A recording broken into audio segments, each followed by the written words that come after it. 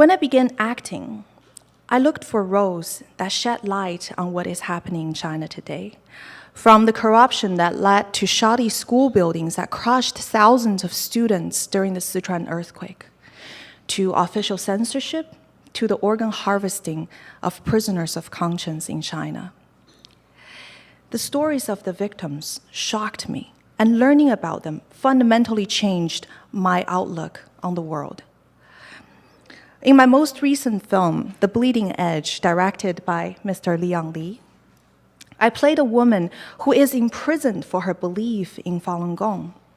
Like many other Falun Gong practitioners in China, she was shocked with electronic batons, had bamboos shoved under her fingernails, and is sexually assaulted. To prepare for these roles, I spent time with the men and women who suffer these experiences. Of course, they described the extreme physical pain during the torture, but what stuck with me was their description of the profound isolation they experienced. In the labor camp, they are all alone.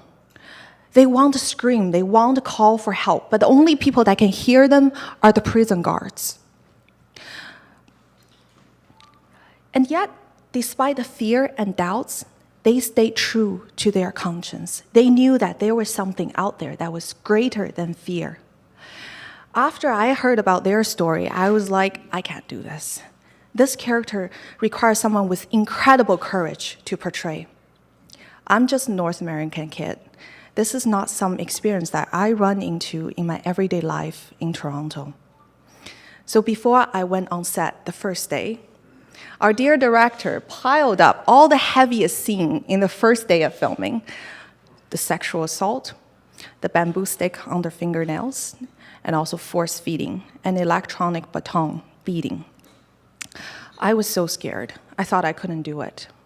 So I called a friend and I said, this is beyond me. I don't want to go on set. And he told me, it is okay to be afraid in the middle of all this. Fear is a natural part of being human. 2,000 years ago, there was a good man. Before he was crucified on the cross, he was also afraid, but he did not let fear conquer him.